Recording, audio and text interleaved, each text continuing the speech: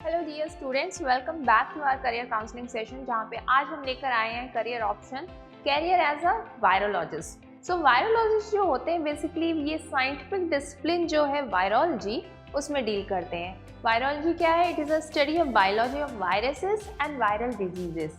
किस तरह से उनका डिस्ट्रीब्यूशन है, इकोलॉजी, एवोल्यूशन इन वायरसेस का, उसकी physiology, biochemistry, molecular biology and साथ ही साथ क्लिनिकल एस्पेक्ट्स जो हैं, ये सब इस वायरोलॉजी ब्रांच में ये वायरोलॉजिस्ट डील करते हैं।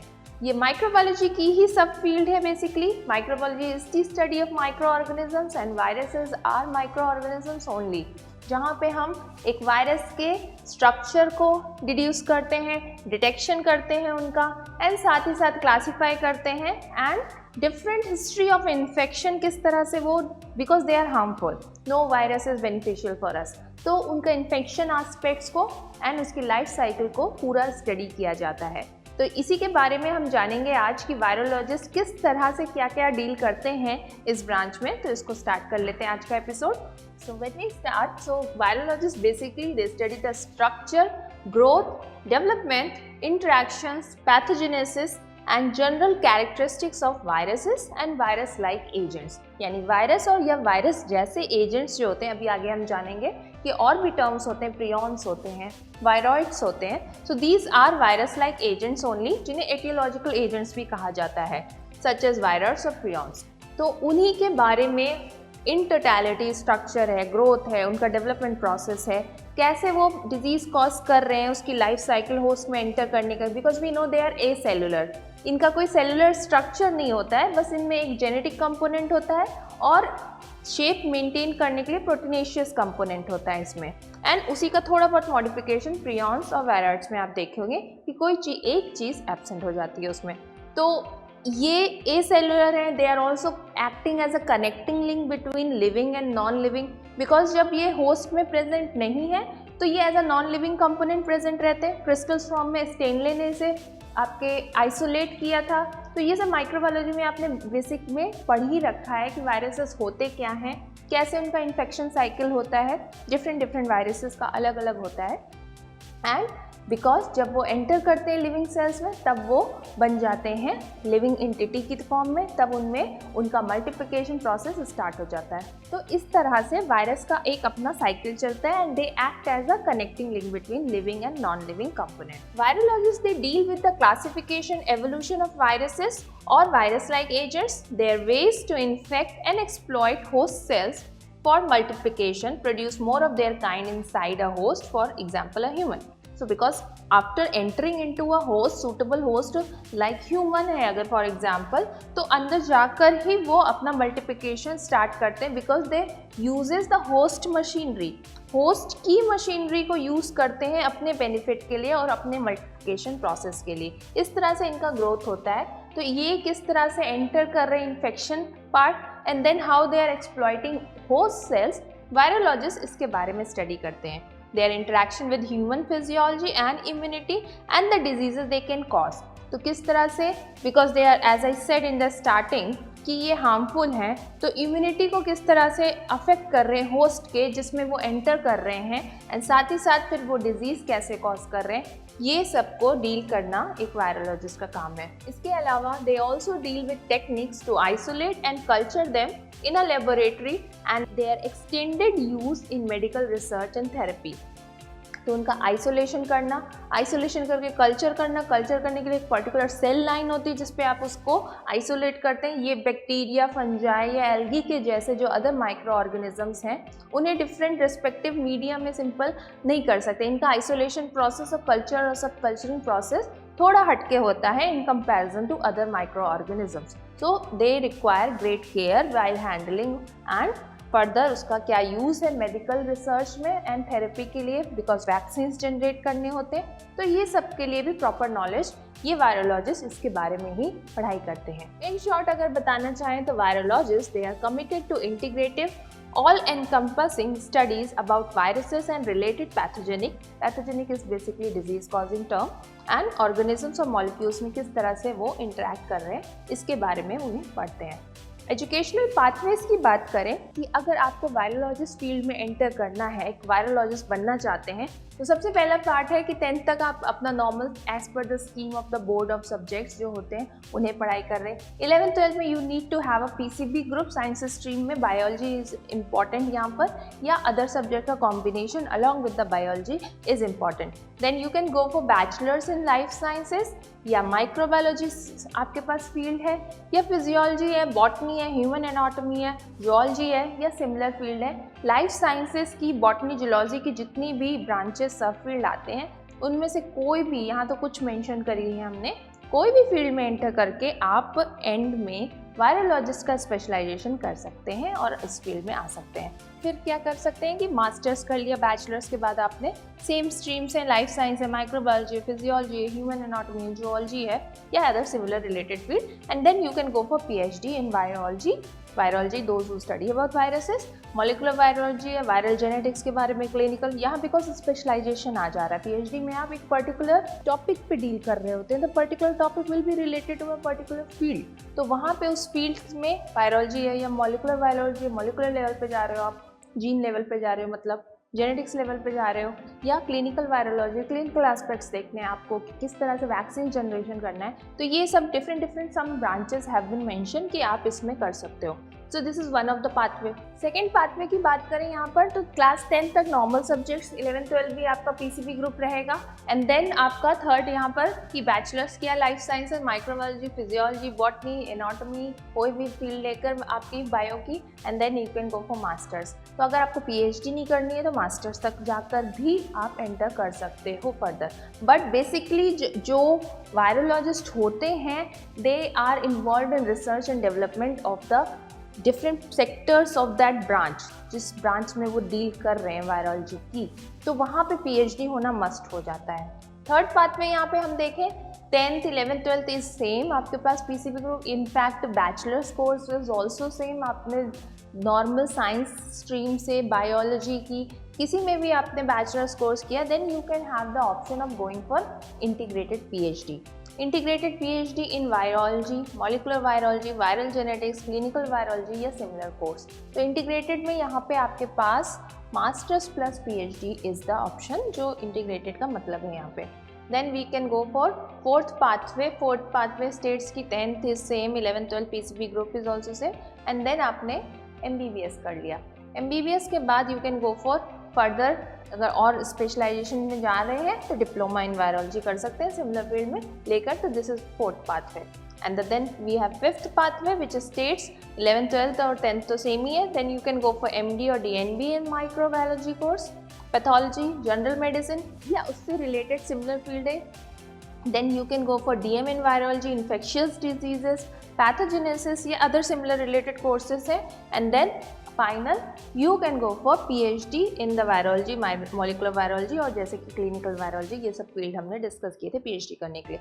तो these are 5 pathways जिनके थ्रू आप इस फील्ड में एंटर कर सकते हो। कौन कौन सी पढ़ाई है आप अपनी स्टेट के अकॉर्डिंग, आप सिटी के अकॉर्डिंग, आपकी फाइनेंशियल कंडीशंस के अकॉर्डिंग अपना कॉलेज डिजायर्ड यूनिवर्सिटी सिलेक्ट कर सकते हो जो ये कोर्सेस या इससे सिमिलर रिलेटेड कोर्सेस ऑफर करते हैं। तो इस तरह से आप इस फील्ड में एंटर कर सकते हो। If we talk about the monthly package या क्या सैलरी आउटपुट्स हैं after entering into the fields, so if you have a masters degree, stipend in India में अगर बात करें तो पीएचडी करते करते around you can get 35 to 38,000 per month. वो पोजीशन आपकी जेआरएफ की पोजीशन होती है, डॉक्टर रिसर्च फेलो की पोजीशन होती है, जहाँ पे further after 2 years of experience while doing your PhD you become SRF, तो सीनियर रिसर्च फेलो बन जाते हो आप। तो रिसर्च बेसिकली उसमें इन्वॉल्व हो, या फिर आप किसी रिसर्च सेंटर में या as a research associate join कर सकते हो just after completing your MSc, and about 15 to 20K per month, and that can increase also, इससे कम नहीं होगा। Basically 15 is the starting one, जो डिफरेंट प्रोजेक्ट्स निकलते हैं जिनमें आप अप्लाई करते हो एज अ रिसर्च एसोसिएट या एज अ प्रोजेक्ट असिस्टेंट की पोजीशन आती है, तो उसके अकॉर्डिंग आपका ये पैकेज पर मंथ बेसिस पे वेरी करता है। एंड साथ ही साथ इसमें एचआरए भी इंक्लूडेड होता है। After a PhD for those HRA उसके लिए होगा जो out of their native place आकर ज्वाइन कर रहा है। तो या अगर आपने पीएचडी कंप्लीट कर रखी है तो तब आप as a post doctorate fellow join कर सकते हो किसी भी रिसर्च इंस्टीट्यूशन में या यूनिवर्सिटी के रिसर्च सेंटर में फर्दर, जहाँ पे आपका स्टाइपेंड इंडिया लेवल पे it can range from 40 to 45,000 per month basis पर, and that can very also because ये जो पैकेजेस अमाउंट्स लिखे गए हैं ये डिफरेंट जॉब साइट्स से उनका एवरेज निकाल कर बताया गया है यहाँ पे, जो डिफरेंट इंस्टीट्यूशंस ऑफर करते हैं अपना salary during the position which they offer. So ये इस तरह से है। देन फर्दर अदर कोई ऑर्गेनाइजेशन या कंपनी या प्राइवेट ऑर्गेनाइजेशन आप ज्वाइन करते हो, so mostly after a PhD only you are going to get a good position, and after a post doctorate fellowship है तो सैलरीज इंडिया में वैरी कर सकती हैं आपकी 50,000 से लेकर 1,20,000 पर मंथ का बेसिस है, जो इतना वैरी कर सकता है या इससे ज़्यादा। इट डिपेंड्स ऑन द आपका इंस्टीट्यूट, रिसर्च इंस्टीट्यूशन कैसा है, किस टाइप के प्रोजेक्ट में आप इन्वॉल्व हो, एंड कंपनी कितना फ्लरिश ऑलरेडी कर रही है। तो उस हिसाब से आपका expertise, experience will help you in gaining good package. तो ये पैकेज की बात हो गई। इसके बाद हम बात करेंगे कि अगर आपने एंट्री लेवल पर पीएचडी करके ज्वाइन कर रहे हो एंड तब आप एज अ अगर किसी मेडिकल कॉलेज में या डिग्री कॉलेज में आप ज्वाइन कर रहे हो तो वहाँ पे आप 50 to 1 लाख इवन मोर भी कमा सकते हैं। एंड जूनियर लेवल पर कैन इंक्रीज, जहाँ पे एक्सपीरियंस है आपके पास 2 से 5 साल का, 6 साल का, तो 70 से 2 लाख तक का पर मंथ बेसिस पर वो रेंज करता है।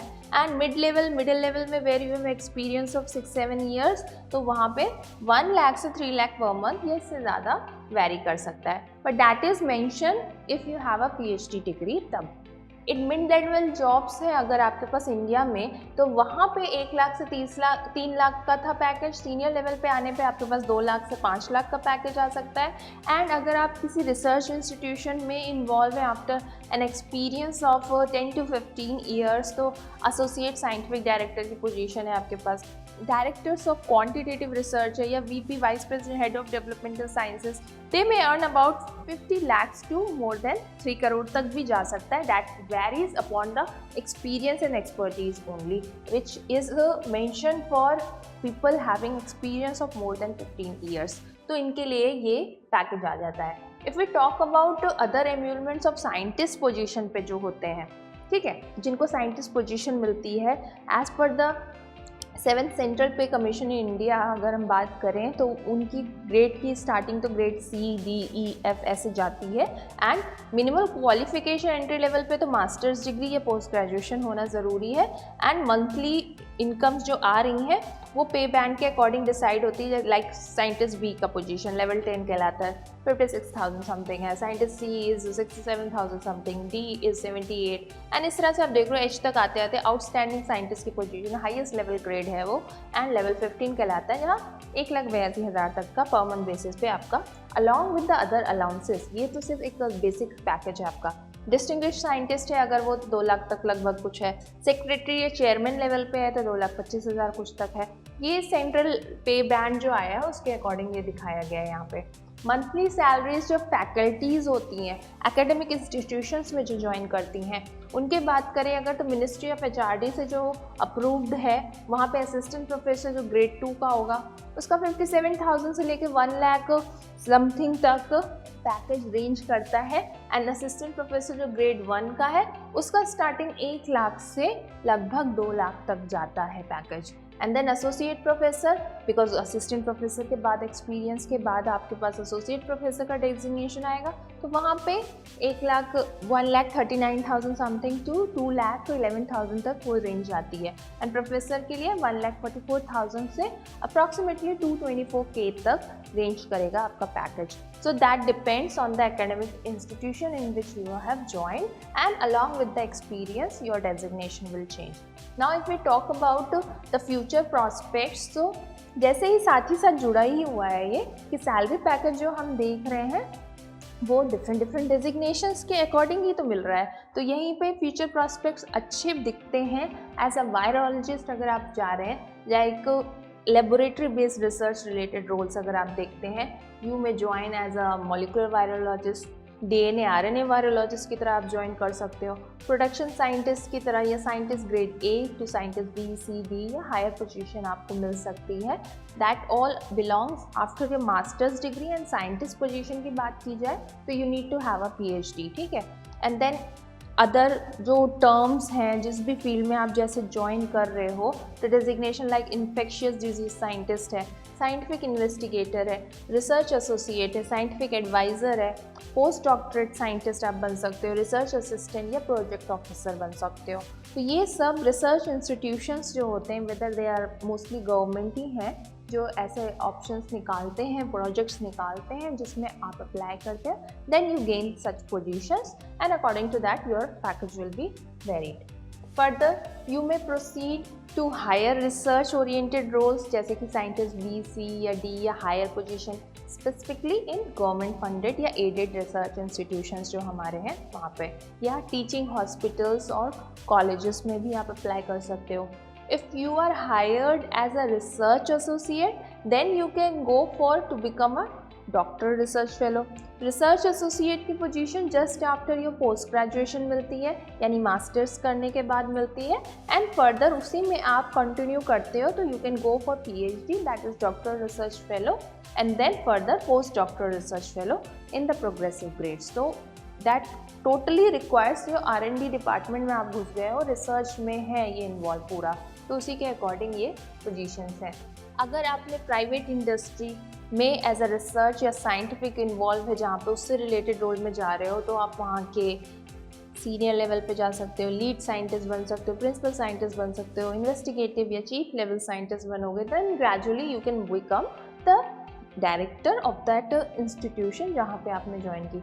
करियर ग्रोथ अगर यूनिवर्सिटी और कॉलेजेस में बात की जाए तो you are definitely joining as a assistant professor, junior professor जो होते हैं वो कहलाते हैं, या डिग्री कॉलेजेस में एज अ लेक्चरर पोजीशन आपको मिलती है, totally related to academic section जहाँ पे टीचिंग इन्वॉल्व है, and then further associate professor, professor emeritus, ये सब डेजिग्नेशंस आपके पास आएंगे। Professor they can also get administrative positions also, जैसे कि head director, dean, vice chancellor की, because they have a good amount of experience at that time where you are having a designation of professor, having a experience of more than 10 years. तो वहाँ पे आपको different helps होते हैं जिनको आपको deal करना है, संभालना है, मैनेजमेंट भी करना है, टीम लीड करना है। So besides teaching you are dealing with this also, and then you can apply for positions of head, director और पर्टिकुलर डिपार्टमेंट का डीन होना या vice chancellor of the university बनना, ये सब पोजीशंस आपके पास आएंगी। So with this we will wind up our episode here, जहाँ पे आज के इस वायरोलॉजिस्ट एपिसोड में पार्ट 1 में हमने बात करी है कौन होते हैं वायरोलॉजिस्ट, एंड क्या क्या एजुकेशनल पाथवे, क्या मंथली पैकेज मिल सकता है, एंड कौन सी डिफरेंट पोजीशंस होती हैं, इन सब के बारे में आज बात करिए। इसी के नेक्स्ट एपिसोड में हम बात करेंगे डिफरेंट स्पेशलाइजेशंस के बारे में, एंड वायरोलॉजिस्ट बेसिकली जो वायरस से डील कर रहे हैं, वायरस है क्या कुछ थोड़ा बहुत उसके बारे में हम हिस्ट्री जानेंगे, एंड साथ ही साथ जॉब रोल्स और की रिस्पॉन्सिबिलिटीज। सो मिलते हैं नेक्स्ट एपिसोड में। Thank you so much.